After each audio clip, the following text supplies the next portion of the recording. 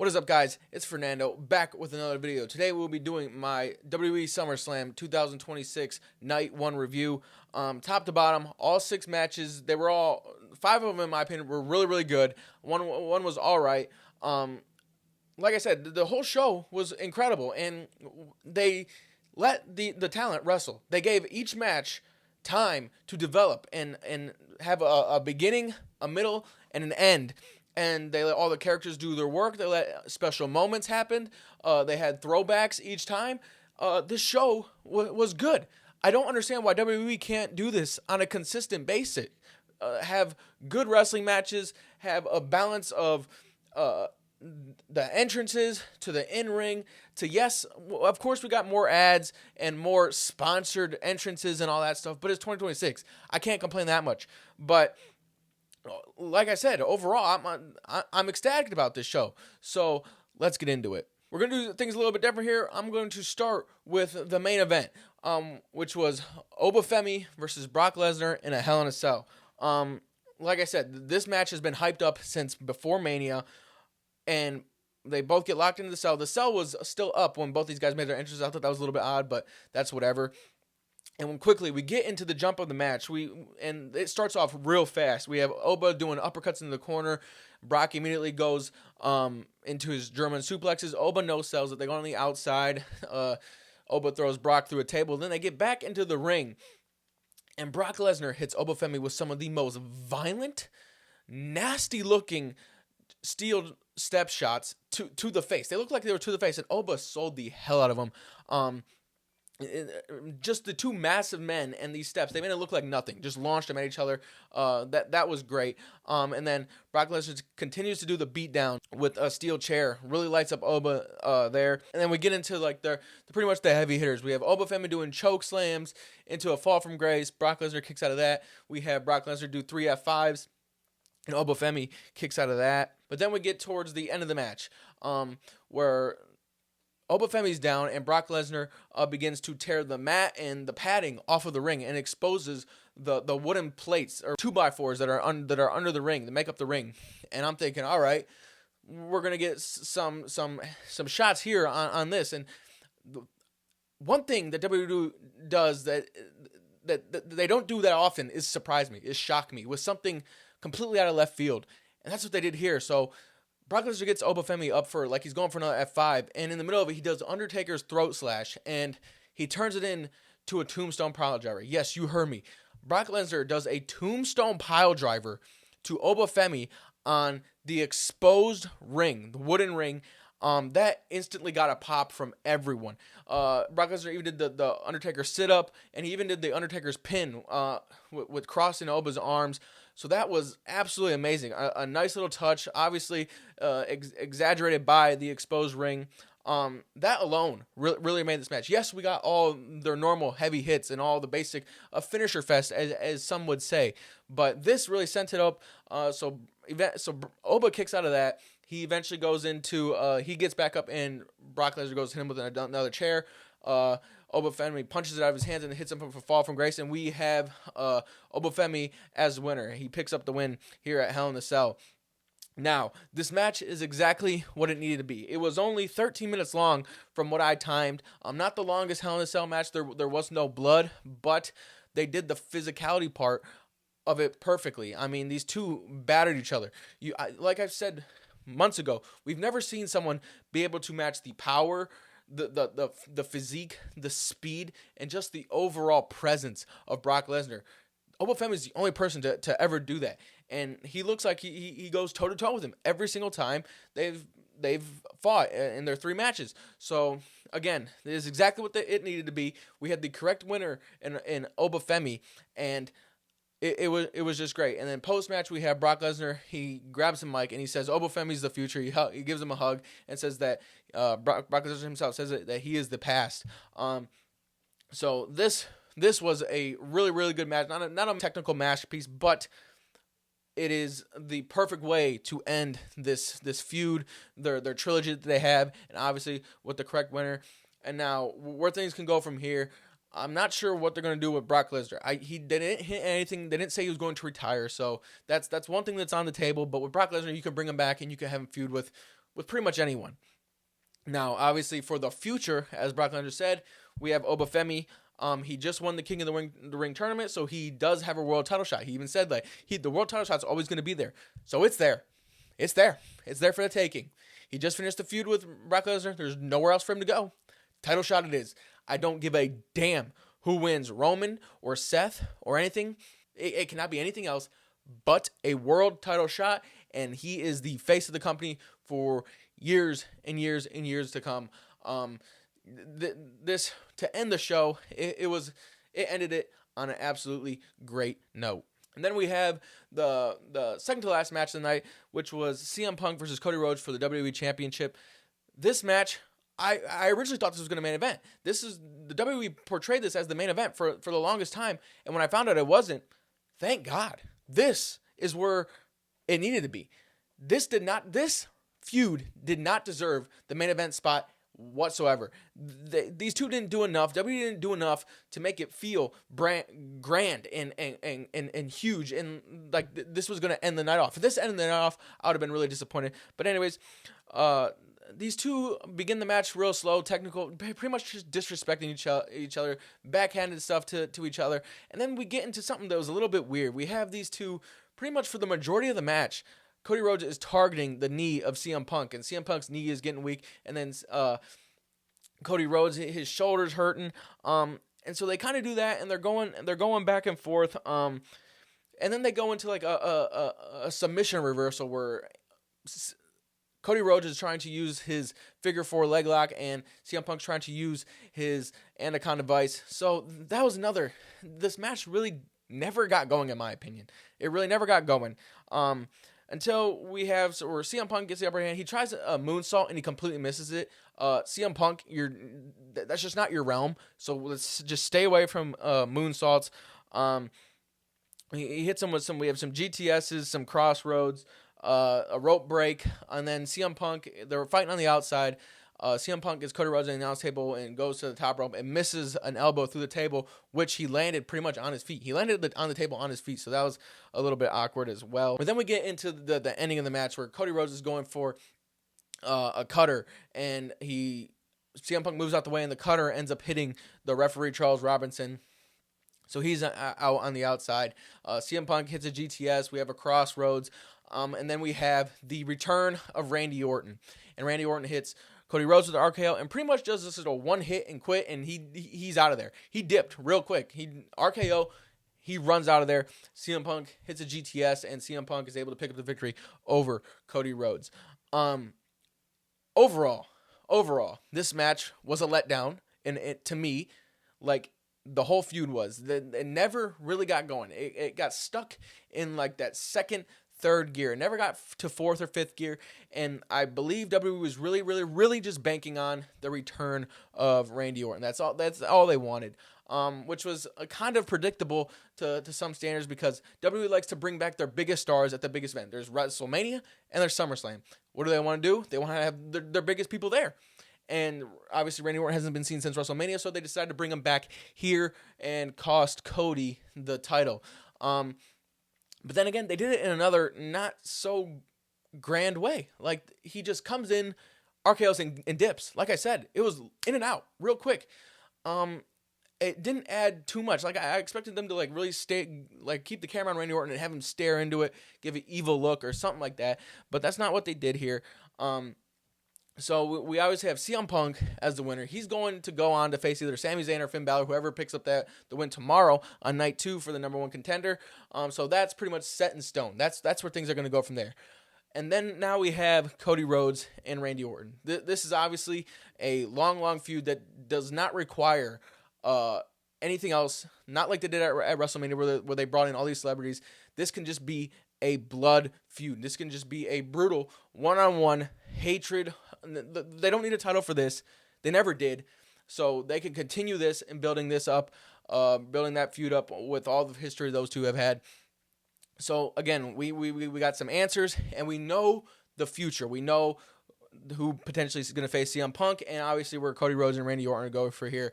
So overall, like I said, this was just like the build-up, a big letdown. And in the fourth match of the night, we had Fatal Influence versus the Bellas. This match was the one that pretty much everyone was going to be least excited about. It didn't have too much hype. It just had the little rivalry of the tag team champions. So there was that. It only went on for 7 minutes. Fatal Influence, they are fantastic. In ring, they are really good. They sold their asses off for the Bellas and Paige. Some of their shots looked real good, and they absolutely annihilated Brie on the steel. They stomped on her head. They ran into her while she was leaned up against the steel steps. And Brie Bella, definitely, she got hurt. She hurt her shoulder. So as soon as we get Nikki Bella back, and the Bellas turned heel on Paige after the match. As soon as we get Nikki Bella back, Brie Bella gets hurt. And it looks like a shoulder. She wasn't able to lift her arm. So I feel like she's going to be out for quite a while. But in the end, we got the correct winners of Fatal Influence. Like I said, the strap a rocket to these women because they are great. Obviously, they have the tag team titles on Lainey Reed and Fallon Henley. And then you have the leader of it all, JC Jane, who can go on to do bigger and better things. Because obviously, the sky's the limit for them. But as for Nikki and Brie and Paige, obviously we have them turning heel. So initially my first thought is we're gonna have AJ Lee and Paige versus the Bellas, but of course I believe that injury is gonna come huge into play. That's gonna be out the window. We're not gonna be able to have that tag match. If this injury is as bad as I think it is, that's gonna get thrown out the window. So where do we go from here? They're probably just gonna continue the feud between just Nikki and Paige going forward. And in the third match of the night, we had Gunther versus Nick Aldis. And Nick Aldis' WWE debut. And let me just say, this dude can go. Nick Aldis has still got it. I think he's only like 39 years old, if last time I checked. And they put on a really good match. For what surprised me the most is I thought Gunther was going to dominate the match. They're going to do that where Nick Aldis is building back up and potentially going to win. That's not what they did at all. Nick Aldis had his spots in the match. He even looked like he dominated a majority of the match. He had him in that cloverleaf machine or cloverleaf submission, whatever it's called. Nick Aldis was able to catch Gunther midair and suplex him and throw him around and toss him around. But like I said, these two had real good chemistry. Nick Aldis looked great. And obviously, in the end, it ends with Gunther putting a sleeper hold on Nick Aldis. Nick Aldis getting back up, trying to fight it, and getting put back down. And Gunther is eventually able to tap out Nick Aldis and pick up the victory. This was the only path for this match to go, was obviously the big bad heel, the future heel of WWE, the now heel of WWE, Gunther, tapping out Nick Aldis, who is a general manager. Now, the real question is, was this the end of the career for Nick Aldis? Because if this is what he still has left, it should not be. It should not be. This match makes me want to see more of Nick Aldis because it was good, man. I was thoroughly entertained, and he was going quick speed too. It was great, and the build-up he had with the promos he was able to cut, the words he was able to say, the acting. I want to see Nick Aldis as a maybe a part-time performer because it was just that good. This put me over.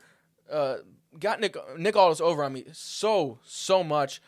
He was great, absolutely phenomenal as the general manager role. Maybe he can go back to doing that and doing part-time as a wrestler. I'm not sure if WWE wants to do that double side to him, but he's just good at everything. I'm just going to say he's just good at whatever he wants to do, he can do. So he can go on to feud with someone else or go back to the general manager role. It is obviously it's a tire up to WWE. I'm willing to ride with either one. As for Gunther, where do you go? Did he kill Nick Aldis' career? Is that what he wanted? Was that what WWE wanted? It was him to kill the general manager's career who's already been retired for 3 years? Don't know. I mean, good feud, good storytelling, but what to do with Gunther, I have no clue going forward. So that leaves me a little bit upset after all the work they put through him. But as a whole, as this feud and match as a whole, thoroughly impressed. And then we get into the second match of the night. Another great, entertaining, fun match. We have the Usos and Jacob Fatu, the Bloodline, versus LA Knight, Solo Sikoa, and Royce Keys. This match made every single competitor, especially on the team of LA Knight, Solo, and Royce, look phenomenal. I mean, all 6 competitors were pretty much going back and forth, rotating throughout the entirety of the match, getting their moves in.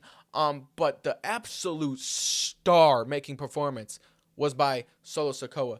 This dude can he can go somewhat in the ring. He is really good in the ring, but his character work on the mic and then the development in his storytelling in the match.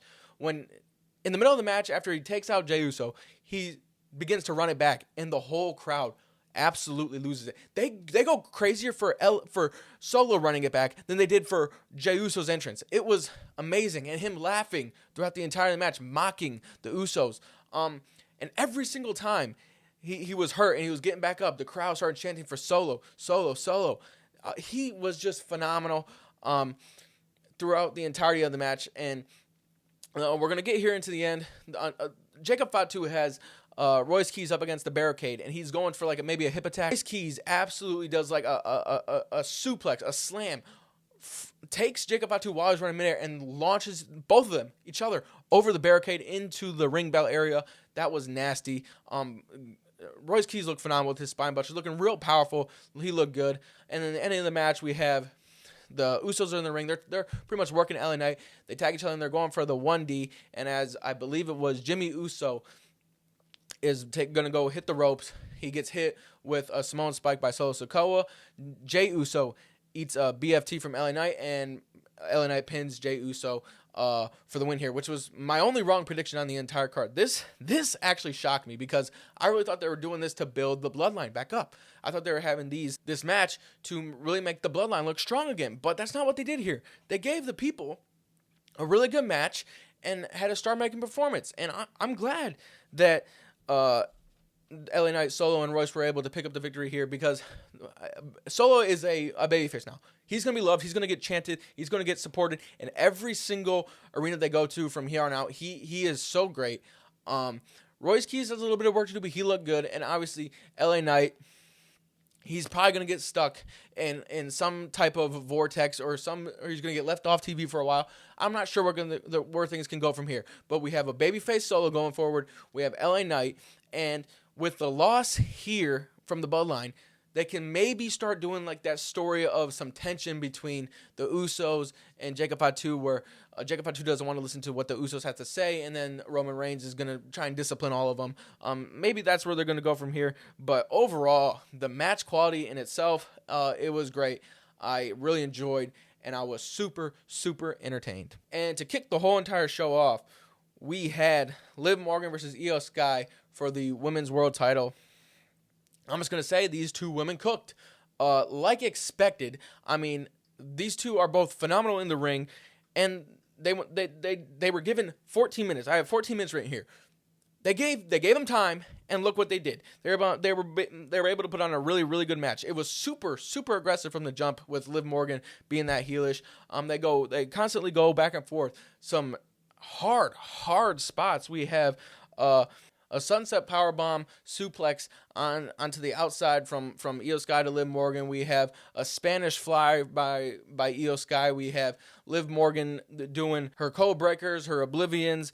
And then the Judgment Day come out. They get taken out by Io Sky, who does a backflip from the top rope, takes out Raquel and Roxy. And then the finishing sequence was really, really nice. We have Liv Morgan, who goes for her oblivion. And Io Sky does a flip and flips out of it. She then turns around, gets hit by a code breaker, bounces off the ropes, and then she actually gets hit by Liv Morgan's oblivion, and Liv Morgan's able to 1, 2, 3 pick up the victory. So like I said, this match, they cooked. It was really, really hard hitting. Liv Morgan was still able to look like that Weasley heel from the help of the Judgment Day. And Io Sky, she had a majority of the high-powered offense. She looked good. I kind of wish that they had her kick out a little bit more to have more of a fake finish, but that's just nitpicking. These two were just going back and forth for the entirety of the match. So I absolutely love that.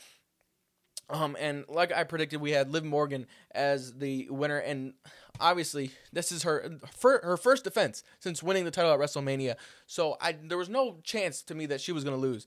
And where things can go going forward, I believe that Stephanie Vaquera is going to make her return, and she's going to face Liv Morgan to avenge Io's loss here. or maybe even out the numbers game, and just she's gonna get her get back on Liv Morgan. We'll see if Liv Morgan is able to defend her title against her. And as for Io Sky, that's the big question here, because I want to see Io Sky every week or on every PLE going forward, just because of how damn good she is in the ring, the best female wrestler on planet Earth right now. So maybe they can get her involved, and we can just run a triple threat between Io Sky, Stephanie Vauquer, and Liv Morgan going at a future PLE. But as for the kickoff of the show, they did an absolutely phenomenal job. W gave them the time. Like I said, it was great. And in totality, this went 6 for 6. The dud for me was the Cody Rhodes and CM Punk match. Like I said, I never really felt like they got out of like second or third gear. But as for everything else, they gave them ample time. Each one told a great story. I feel like we got all the correct winners. We got the main event. The people's main event actually ended up main eventing, which was good. So I've got nothing really to complain about. As for night 2, it's going to be hard to top because this was so good. I'm super excited for night 2. It's a little bit more stacked, in my opinion. We have some little bit better matches, more technical or fun matches, in my opinion. But it's going to be hard to beat this, because this was great top to bottom. So I will see you tomorrow. Thanks for watching. Have a good one.